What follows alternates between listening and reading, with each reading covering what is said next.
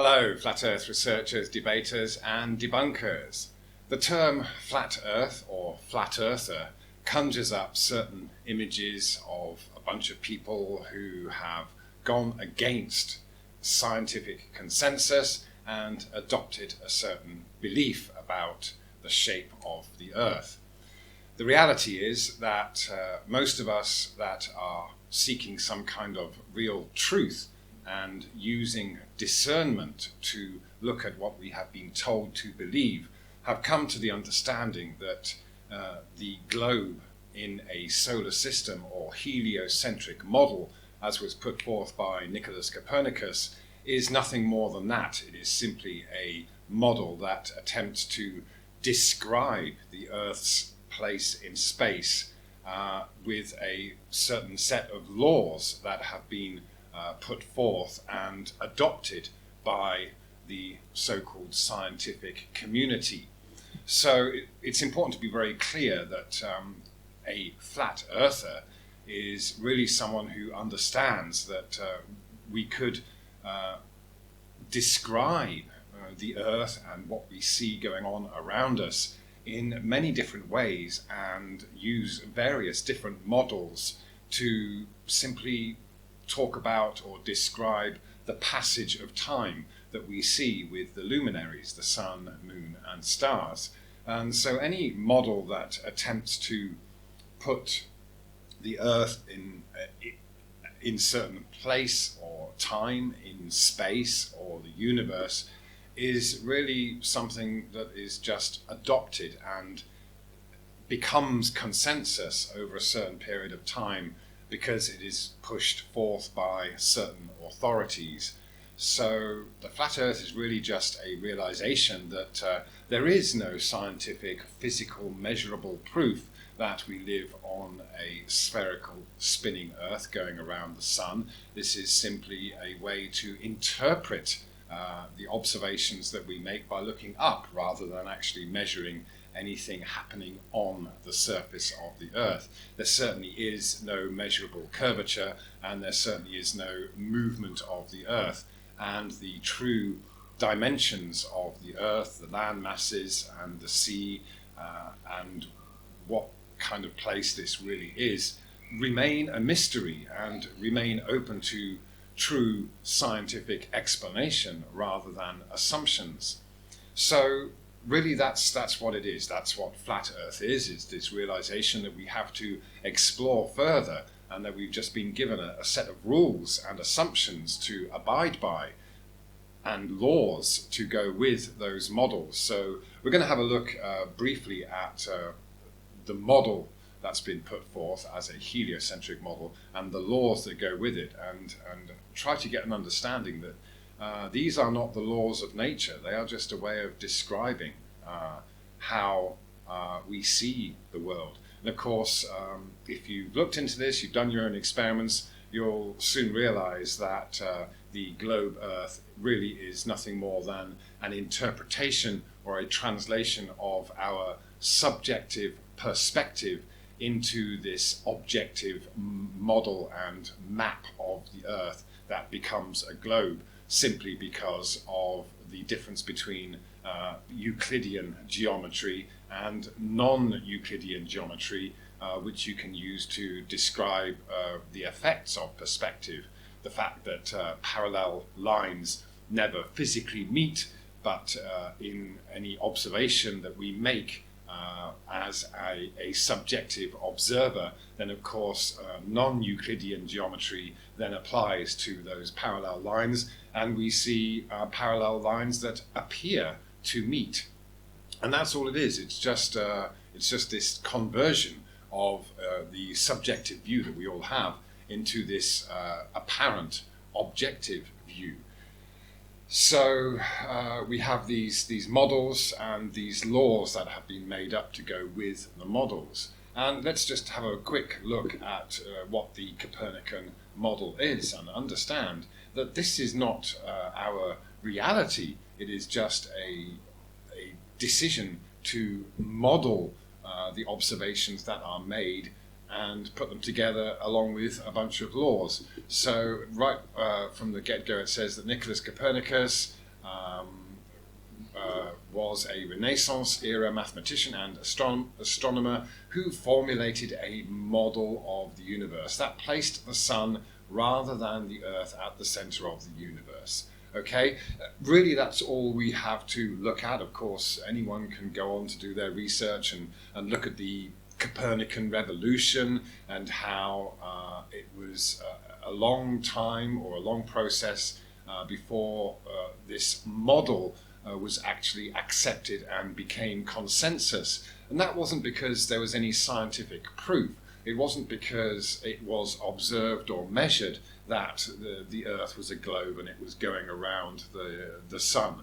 No one ever discovered this. All anyone has ever done throughout history is to create laws of their own to fit with the model, and then have those laws become accepted as a way to perceive the way we describe the world around us. So we can first go on and have a look at what a law actually is. So I've got the Collins English Dictionary open here on the definition of law. And of course we're all familiar with the kind of laws that govern our society. So we just look at this top one to start with. The law is a system of rules that a society or government develops in order to deal with crime, business agreements and social relationships. You can also use the law to refer to the people who work in this system. So right off, we've got to understand that this is something created by people and their definition of what is right or wrong. And we'll know that the laws that govern a society in a different country will vary. So, of course, certain people in a certain culture will see something as right, when in another culture it might be wrong. And that would depend on the general consensus, whether it's a religion or whatever that has ruled that society and brought about certain laws.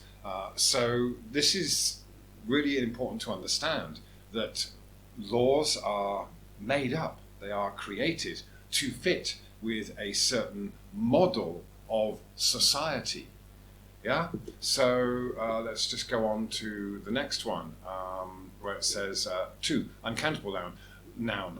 Law is used to refer to a particular branch of the law, such as criminal law or company law. Again, the laws that govern a company and the laws or criminal laws are also very different. A company can get away with what many would consider to be wrong in the eyes of criminal law or lawyers. So you have these different concepts that are adopted for these different types of laws there. Number 3 says, accountable noun, a law is one of the rules in a system of law which deals with a particular type of agreement, a relationship or crime. So yeah, you have to have a relationship to an agreement. All right, this is all just quite simple stuff to understand, but it's not until we think about it and realize that these are all things that are created by individuals or groups of people in order to go with a certain model or system.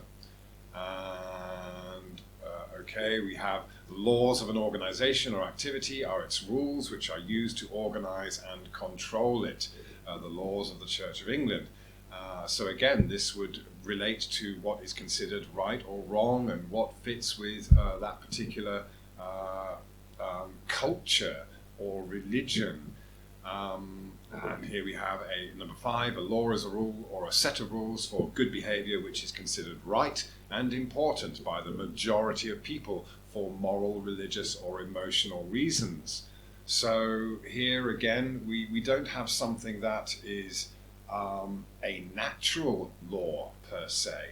Again, it's something that is created by a group of people who wish to have us believe that things are a certain way, or define what is right and wrong in the eyes of the people that create the laws.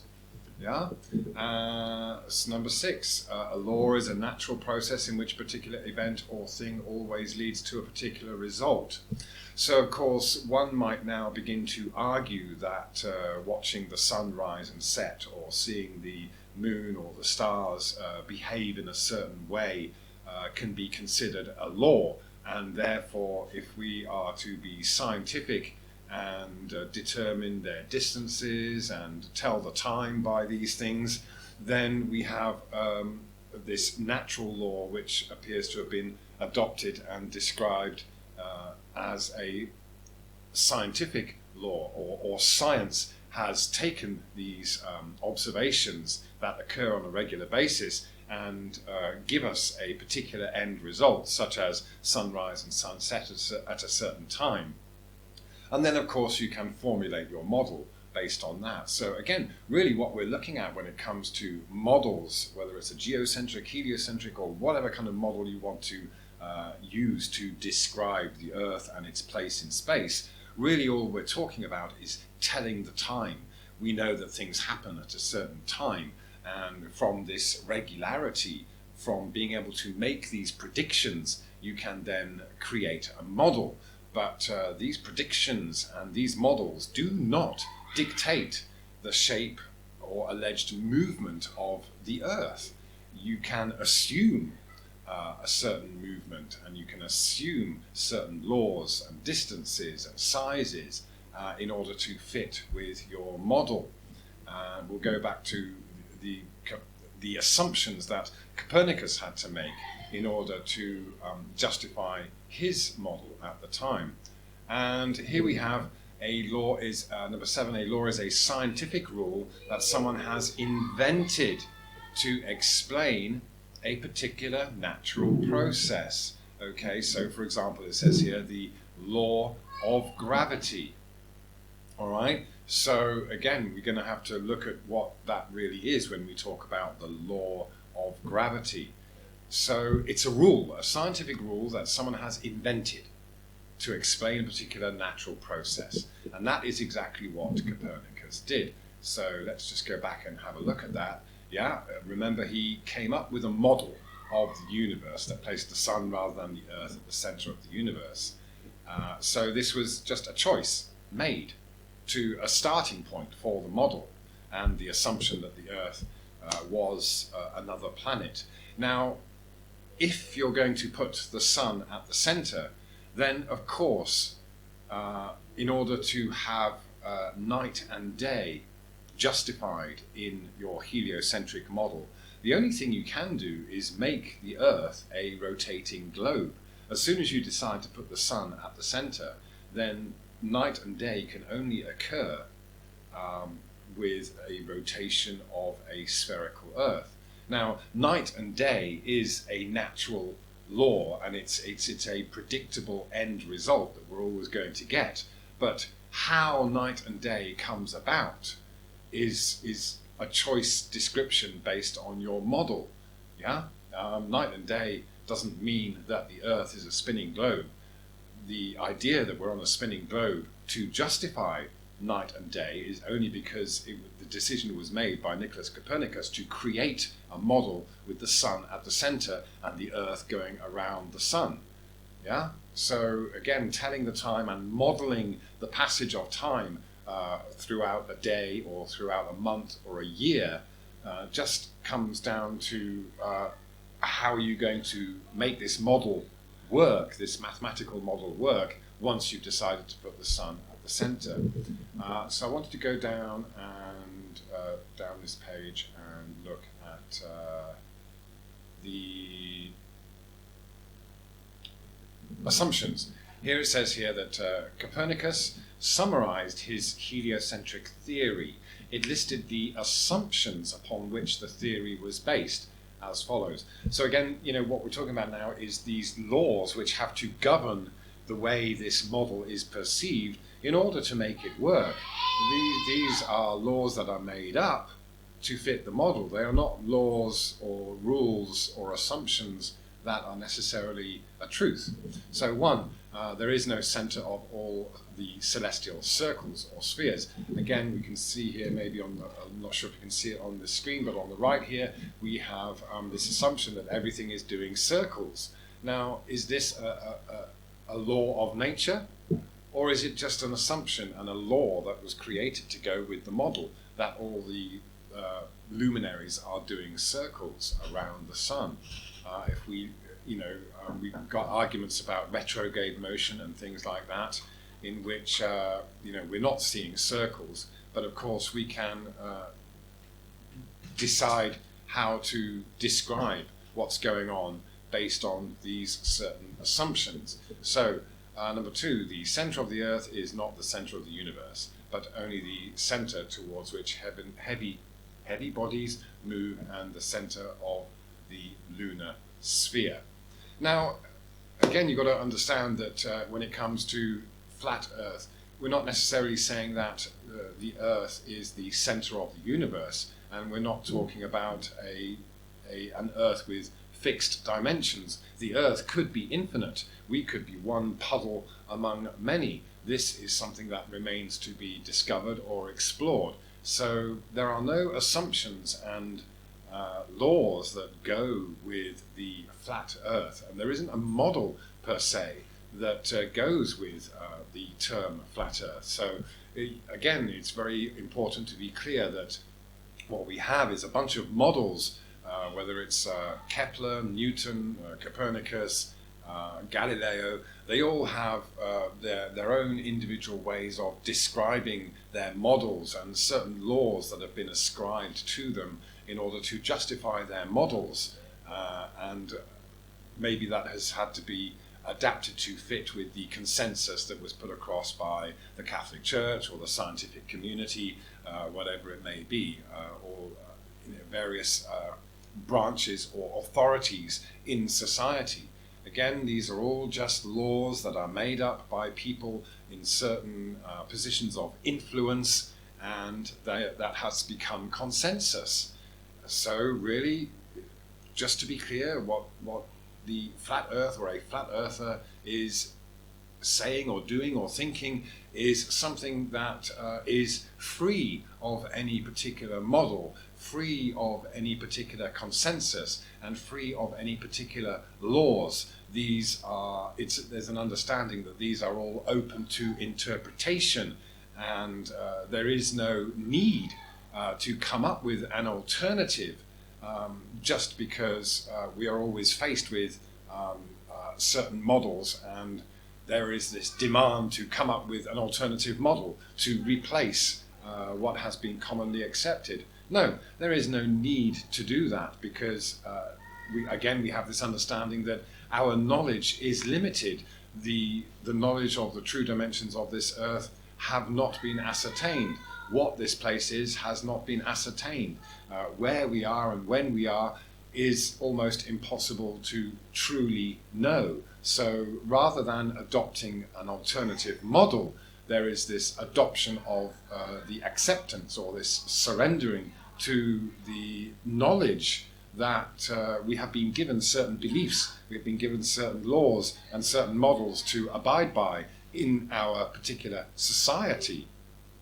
And of course they've been these mathematical models have been passed off as science. And again, when it comes to measurable proof, there is none of the assumed spherical nature and movement of the Earth.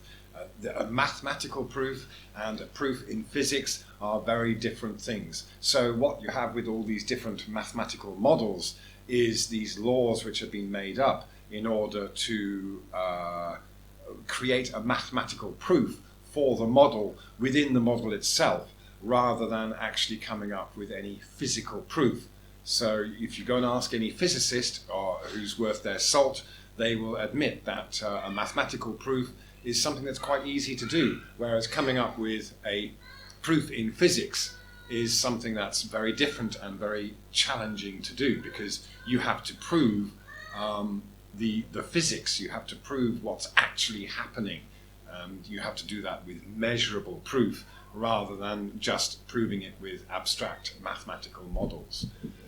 So, number 3, we have this another assumption. That you see, we've got 7 assumptions that had to be created and made up to go with this heliocentric model. Number 3, all the spheres surround the sun as if it were in the middle of them. As if. Okay, as if it were in the middle. This is an assumption. It's imaginary. It's not a fact. Yeah? And therefore the center of the universe is near the sun. 4, the ratio of the Earth's distance from the sun to the height of the firmament, outermost celestial sphere containing the stars, is so much smaller than the ratio of the Earth's radius to its distance from the sun, that the distance from the Earth to the sun is imperceptible in comparison with the height of the firmament. So really what we have here is this admission that you can't tell the distance to the sun. That's basically that, and we can just again, we can say it's 1 million miles away, 96 million miles away, and who is going to be able to verify that for us? Nobody. It's never been scientifically proven. It's just a mathematical proof for the model. All right, so anyone who comes along with these common arguments is really just going along with these assumptions and laws made up for the model. Number 5. Whatever motion appears in the firmament arises not from any motion of the firmament, but from the Earth's motion. The Earth, together with its circumjacent elements, performs a complete rotation on its fixed poles in a daily motion, while the firmament and highest heaven abide unchanged. Again, this is an assumption that the Earth has to move, simply because that's the only way you can get the Copernican heliocentric model to work. It's really... this isn't a lie per se. This is a model, a preferred way of looking at it. And so we'll just go on very quickly before we wrap this up. Number 6, what appear to us as motions of the sun arise not from its motion, but from the motion of the Earth and our sphere, with which we revolve about the sun like any other planet. The Earth has then more than one motion. All right, so this is what we also find ridiculous, is that despite the complete lack of measurable proof of the rotation, the spin, the wobble, the axial tilt of the Earth, these ideas and assumptions have been adopted as some kind of scientific fact in this Copernican model.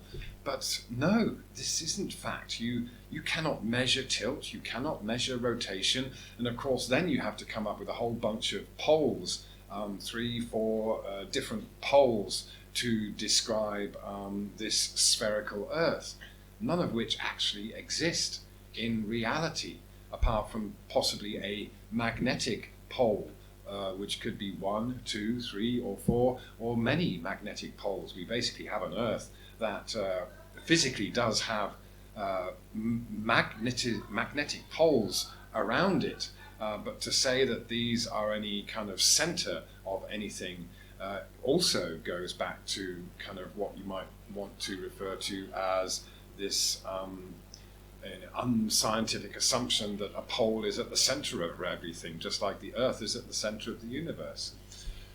And we have 7. The apparent retrograde and direct motion of the planets arises not from their motion, but from the Earth's. The motion of the Earth alone, therefore, suffices to explain so many apparent inequalities in the heavens. So again, what we have is an assumption that celestial objects are behaving in a certain way.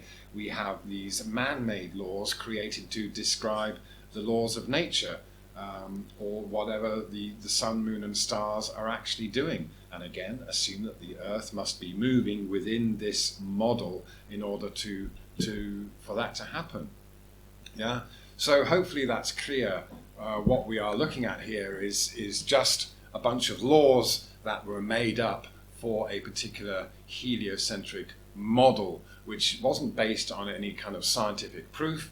It was simply a mathematical way of describing it, a different mathematical way. And then we had what was called the Copernican revolution. And then what we have today is, of course, this idea that we're on a spinning globe and we have this space exploration and what have you all based upon that. And really, if you look into that with any seriousness and discernment, you'll also see that that has just been perpetuated as a great way of making money. It's a great business model, and of course then we have globalization and all the other economics that kind of is founded off this global model. So really what we have at the center of all of this is not an earth, but or a scientific way to describe the earth. What we have at the center of this is a cultural point of view that has been established and perpetuated and really has become a belief. Yeah, just as we have with Newton's laws.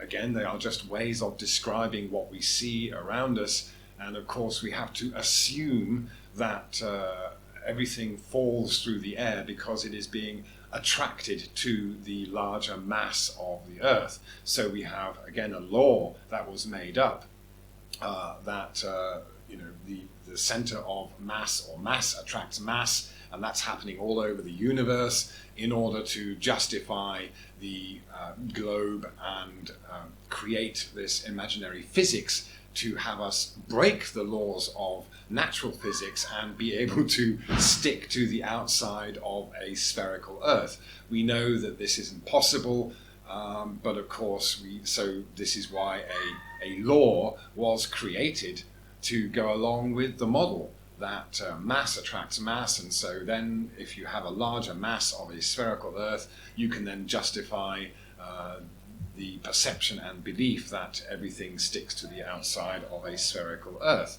Again, this is not something that was ever discovered. It's not scientifically measurable. It is just a conversion of perspective into an imaginary spherical Earth, and then a bunch of laws made up to go with it. All right?